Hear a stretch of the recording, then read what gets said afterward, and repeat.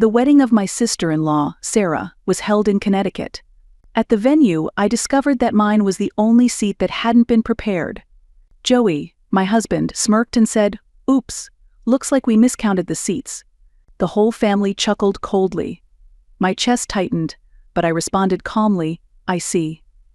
I understand everything now." Then I turned and walked out of the venue. Joey's cruel smile haunted me. Humiliation surged through my body, but I didn't cry. Instead, a strange calm settled over me. I took out my phone and opened an app. Let's see how long it takes before they realize what I've done. My name is Lindsay Ford. 15 years ago, I was just a poor girl, growing up in a small rural town. I earned a scholarship to a state university and graduated from its hospitality program. Then, I made a name for myself in Boston as a successful event planner. From high-end celebrity parties to complicated corporate functions and difficult weddings, I became the go-to planner for the East Coast elite, known for my precision and creativity. When I was 27, the Ford family took notice. It was during the mayor's wife's birthday party, an event I had planned. That's where Joey Ford saw me at work, watching this determined young woman orchestrate a flawless event. "Were you the one who planned that amazing party?" he asked me afterward. I heard it was the work of a very talented woman. That encounter led to us dating, and eventually, I became deeply involved with the Ford family, an old money dynasty in Connecticut known for its investment banking and real estate empire. They held tremendous influence across the East Coast. A year into the relationship, Joey proposed. As I began attending social events with the Ford family, I noticed a shift. Mary, Joey's mother, would introduce me to her friends by saying, "Lindsay's a sweet, simple girl. Though of course you can't really hide where someone comes from." She'd make subtle digs about my modest background at every opportunity. I started to feel uneasy about how Joey's family viewed me, but I ignored the warning signs out of my longing for a real family. Because Joey seemed different from his sister and mother, more approachable, less obsessed with bloodlines. He genuinely seemed to admire my career and love me regardless of my background. To a girl who came from nothing, the idea of being loved and accepted into a prestigious family felt like a dream. But after the wedding, my place in the family became clear. No matter how impressive my accomplishments were, no matter how successful my events became, the Fords always questioned my methods, dismissed my opinions, and took credit for my achievements. During family gatherings, my ideas were heard but never truly listened to. My excellence was chalked up to hard work, never talent. At first, Joey was sympathetic toward Mary's behavior. But over time, he stopped defending me. All he would say was, "It's just how my mom is. Don't let it get to you." But I did let it get to me, and things only got worse with time. Then there was Sarah, Joey's younger sister by 5 years. The epitome of a spoiled daddy's girl, raised with unconditional indulgence. Sarah always acted friendly toward me, but there was a calculated coldness behind her smiles. She never truly saw me as family either. Last year, when Sarah announced her engagement, Mary immediately approached me. "Lindsay, you'll plan Sarah's wedding, won't you? Your family, it's only natural." It wasn't a request. It was a command. There was no respect for my career, just the expectation that I would work for free, like a tool at their disposal. Planning Sarah's wedding should have been a proud moment. It was to be a grand 3-day event representing the family's social standing. I poured everything into it, leveraging my network in the hospitality industry, doing everything I could to create a flawless experience. But during preparations, I uncovered the truth about the Ford family's financial situation. Late payments to vendors. Phone calls from suppliers asking for overdue deposits. When I brought it up to Joey, he told me the family's accountant was just being cautious with the wedding budget. But I had seen the financial documents open on his laptop. The trust fund was empty. The house had a second mortgage. The investment firm was nearing default. Still, I continued with the planning. When needed, I used funds from my own company to cover deposits. Then, on the morning we were leaving for Connecticut, a message popped up on Joey's phone while he was in the shower. Normally, I respected his privacy.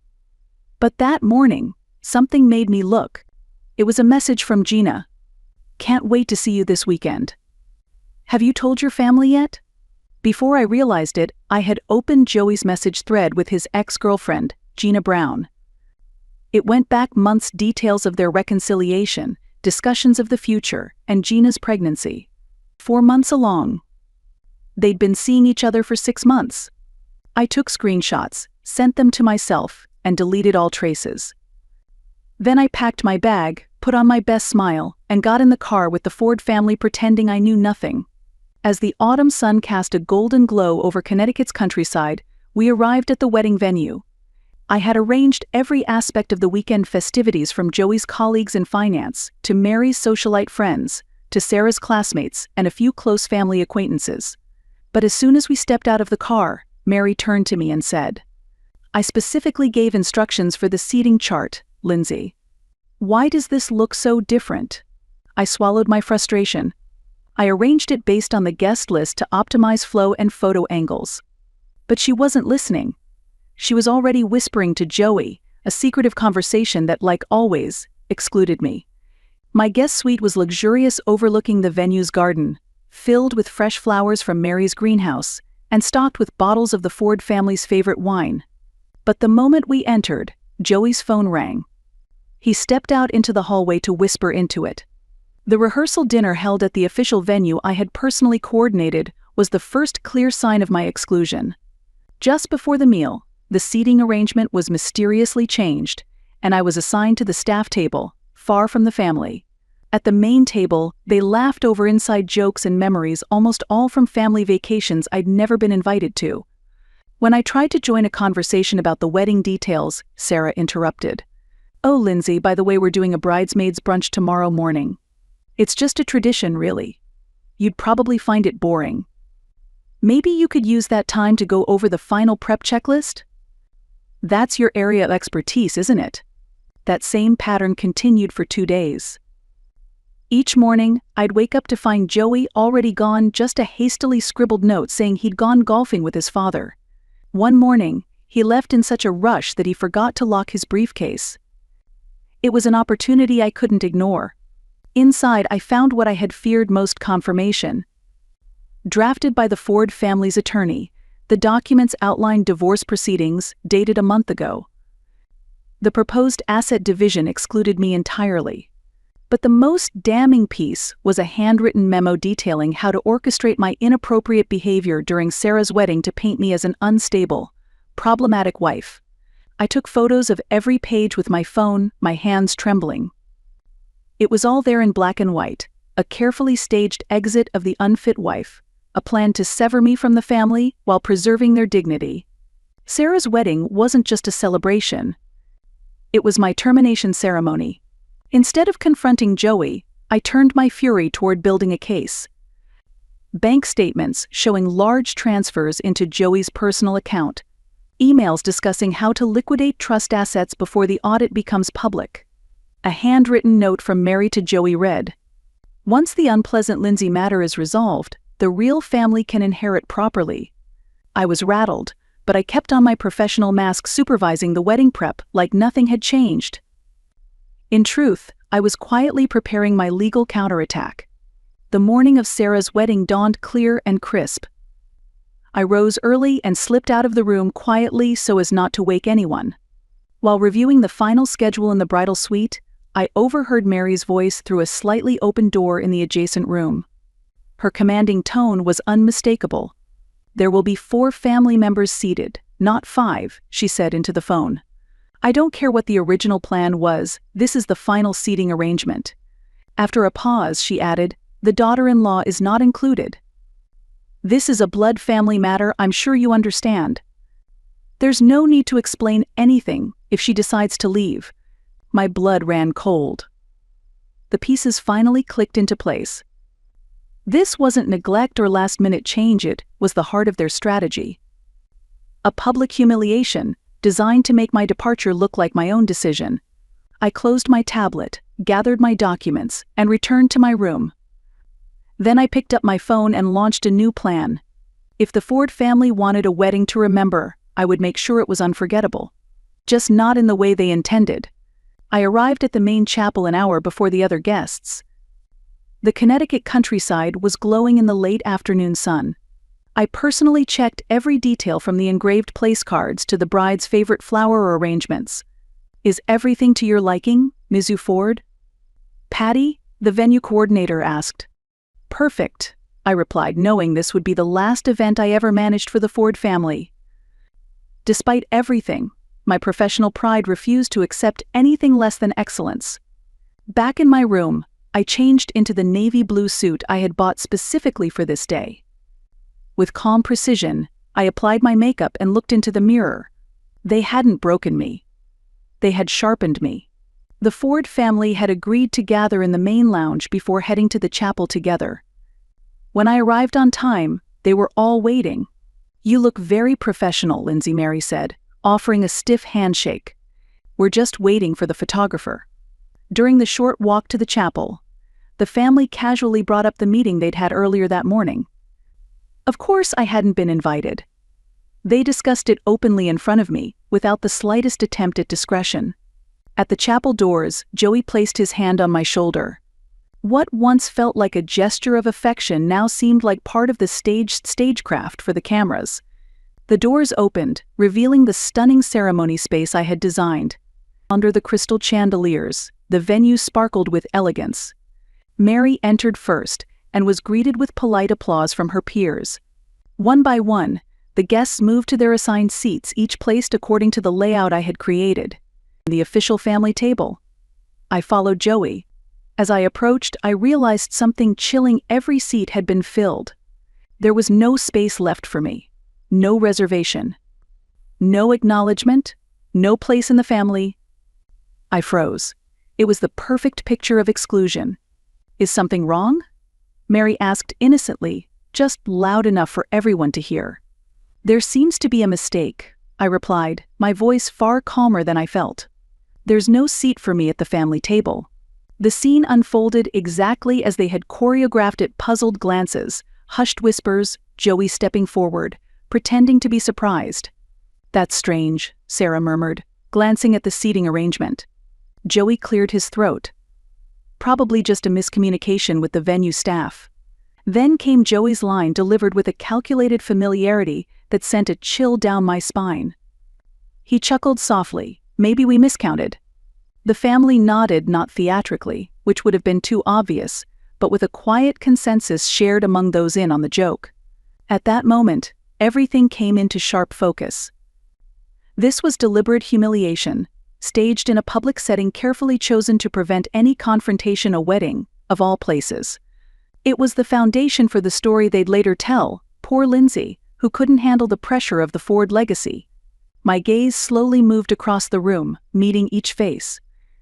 Mary, triumphant beneath her cool, financial polish. Joey, complicit and uncomfortable. Sarah and her fiancé, clearly enjoying the spectacle. And the rest of the Ford's people, who once called me family, now watching me with the detached amusement of investors observing a failed venture. I could have made a scene. I could have demanded my place and exposed their plot in front of the guests. But that's exactly what they expected, what they were prepared for. Instead, I straightened my shoulders, lifted my chin, and spoke the words that would mark the beginning of my reclamation of power. "So that's how it is. I understand completely." Simple. Devastating in its clarity. Their smiles faltered. Joey's confident expression twisted into uncertainty. I was no longer following their script. "I'll be leaving," I added, turning away with the same composure that had once shielded me throughout our marriage. "Lindsay, don't be dramatic," Joey called after me. "We can find another seat." I didn't respond. I walked calmly out of the hall, nodding politely to the staff who had witnessed my humiliation. In the car, I finally exhaled. By the time I reached the main road, the trembling in my hands had stopped.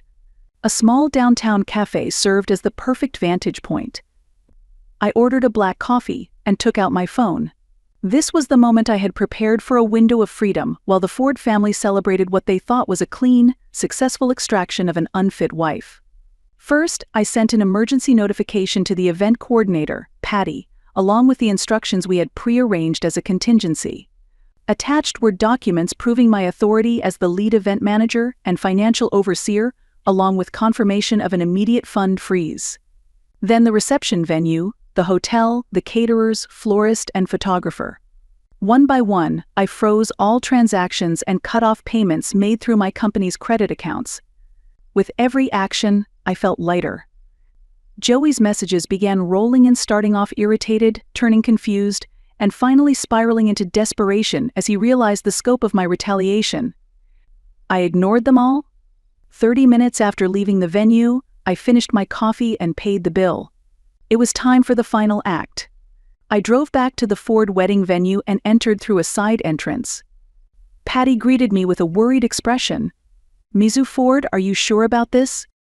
"I am, Patty," I said, handing her a sealed legal envelope. "This includes confirmation of the fund freeze and the cancellation of my financial guarantee for today's expenses. When should we inform them?" "In 5 minutes. I'd like to watch quietly." She led me to a small alcove near the service entrance, a perfect vantage point to observe the Ford family's table. They were toasting Sarah, champagne flutes raised, faces glowing with smug satisfaction. My phone buzzed. A message from Joey. "Lindsay, where are you? Stop being childish. Come back." Then another. "Mom is upset." I didn't respond. Instead, I sent a message to the hotel where the family was staying.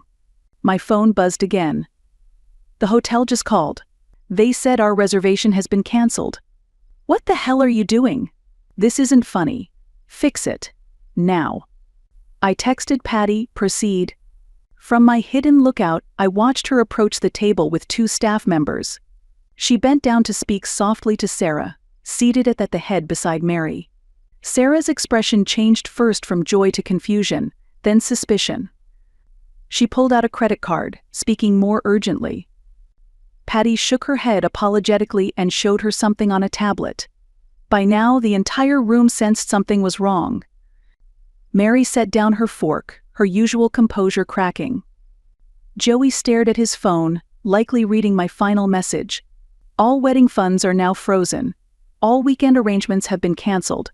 Your affair with Gina and her pregnancy will soon be public. Enjoy the wedding cake." The scene unfolded like a perfectly choreographed ballet of chaos. Joey stood up, his face flushed with either rage or shame. Mary's hand shot up to clutch her pearl necklace, as if it might somehow steady her. Sarah leaned toward her groom, whispering furiously. But Joey remained frozen in his seat, all color drained from his face. Unlike the others, he understood the full implications. My phone buzzed. It was Joey, this time calling instead of texting. I declined the call and watched as he suddenly pushed back from the table and stood up. "This time," I answered. "Lindsay," he hissed, his voice a mix of anger and panic. "What the hell are you doing?" "Exactly what you planned," I replied coolly. "Which is why I have no obligation to uphold your little celebration. You have to fix this. Do you understand how humiliating this is for Sarah, for all of us?" "Oh, I understand perfectly, Joey. That was the point. Where are you?" His voice shifted, desperation creeping in. "Let me explain everything about Gina, about everything." "Oh? What would you like to explain, Joey?" "That I saw the financial statements? That I read the emails? That I know the Ford empire is crumbling? That you've misused company funds and gotten your ex-girlfriend pregnant?" His sharp intake of breath confirmed what I already knew. "That was confidential," he whispered. "Right. So were Gina's messages about the pregnancy. So was the memo detailing how to stage my inappropriate behavior at Sarah's wedding. So was the seating arrangement that deliberately excluded me." Silence on the other end. Back at the venue, I could see Patty speaking quietly to the entire table. Several guests were now watching with barely concealed curiosity. The Ford family's disgrace had become a public spectacle, exactly what they had once planned for me. "Lindsay, please," Joey said, his voice stripped of all former authority. "You don't know what this will do to us." "I know exactly what it will do. That's why I did it. We can fix this. Just come back." "No, Joey. I don't think we can." I ended the call and stepped out of my hiding spot. It was time for my final appearance as a Ford. As I approached the table, all 4 heads turned toward me. Mary, Joey, Sarah, and the groom. Their faces were a mix of shock, anger, fear, and disbelief. Mary spoke first, her voice trembling with fury. "How dare you ruin Sarah's wedding?" I smiled, feeling a strange, calm detachment. "I learned from the best, Mary. After all, this is exactly what you planned for me, isn't it? Public humiliation. A staged exit. The only difference is I rewrote the ending." Joey stood up. "This is outrageous. You had no right." "I had every right." I cut him off. "Every contract. Every financial guarantee. Every vendor agreement was under my name or my company's authority. All I did was enforce the terms." "You'll regret this," Sarah spat. "That's where you're wrong," I said, locking eyes with Joey. "I have all the copies.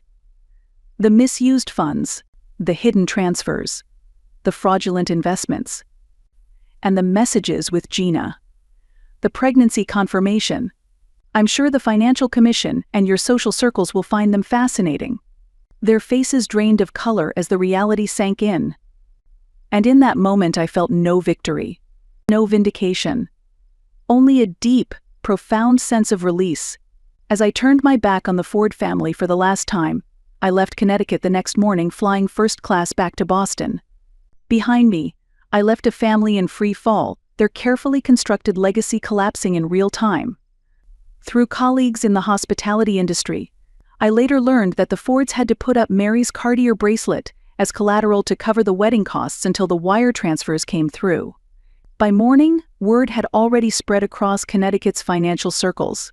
The prestigious Ford family was in financial distress. My phone flooded with messages, some threatening, some pleading. "Joey, this is a divorce issue. Our lawyers will be in touch." Mary's message was the most vicious: "You were always an outsider." This vindictive display only proves what I've said all along. But it was Joey's chain of increasingly frantic messages that told the real story of a family in freefall. "You have no idea what you've done."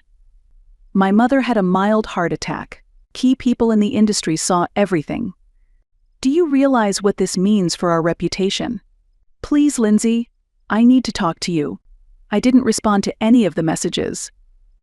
Instead, I forwarded all the financial documents I had collected to my event company's legal department, with clear instructions to keep them secure until needed. When I arrived back at my apartment in Boston, I hired a legal document service to begin the formal process of separating assets. I took only what was undeniably mine: my hospitality books, my diploma, my professional awards. Everything else gifts from the family. Anything tied to my marriage I left behind. A week later, the Connecticut Business Tribune published an article titled, "Ford Investment Group Under Review." The piece cited financial misconduct and ongoing inquiries from the Financial Commission. Joey showed up at my event company 2 weeks after I'd returned from Connecticut unannounced. He looked exhausted, his polished air of privilege replaced by something closer to true desperation. "I need to come home," he said as soon as he entered my office. "This isn't a negotiation tactic, Joey.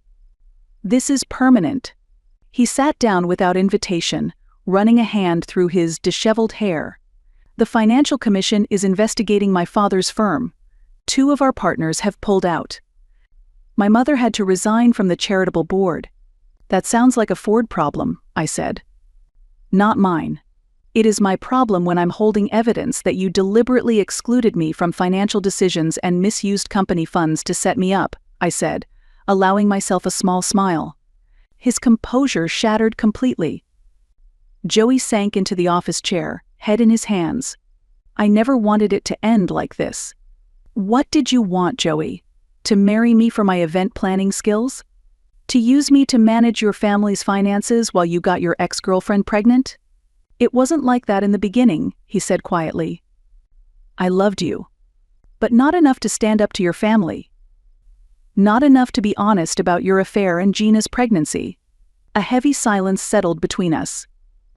Outside, rain began to tap gently against the windows of my event firm, smaller than the Ford estate, but mine. Paid for with a career I'd built with no Ford money, no Ford connections. "I'll give you whatever you want," Joey said finally. "Just hand over the documents and sign an NDA." And that's when I realized, after 5 years, They still didn't understand me. They still thought I could be bought. I don't want your money, Joey. I want my independence. I want the truth to matter. I stood, signaling that the conversation was over. The documents stay with my legal team unless you try to drag me down with you. That's between you and your conscience. I hope you become a better man than you were a husband. After he left, I stood by the window, watching the rain fall harder. The scandal unfolded over the coming weeks. The Connecticut Business Tribune ran a more detailed expose on Ford Investment Group's financial misconduct. Longtime clients quietly withdrew their investments. Gina's pregnancy scandal rocked social circles when her affair with Joey became public. 6 months later, it was all over. Joey was permanently barred from the industry by the Financial Commission. Ford Investment Group shut down. Their Connecticut mansion was seized by creditors. Mary was forced to move into a modest apartment. Joey and Gina's relationship ended before the baby was born. He left the state alone. The once prestigious Ford family had completely crumbled. Their name was no longer whispered in East Coast social circles. And yet my business thrived. Despite the scandal, perhaps because of it, my reputation soared. Clients, who once questioned my background, now praised my integrity and transparency. The story that spread wasn't about an ungrateful wife. It was about a professional who refused to be used and discarded. Today, I'm in Italy, planning a wedding for a celebrity couple. Overseeing a flawless ceremony at a luxurious villa in Tuscany, leading my hospitality team, and surrounded by genuine joy within reach, I realized something unexpected. I was happy, not despite being rejected by their family, but because of it. The Ford family had tried to make me feel indebted, to cast me as a footnote in their grand legacy, but instead, they had unintentionally set me free to reclaim my worth. By losing what I thought I wanted, I found what I truly needed. Not the acceptance of a family determined to exclude me, but the courage to choose a path built on my own merit. And as I raised my clipboard toward the Tuscan sunset, I gave a quiet nod of thanks to the empty seat, the one that had shown me exactly where I belonged.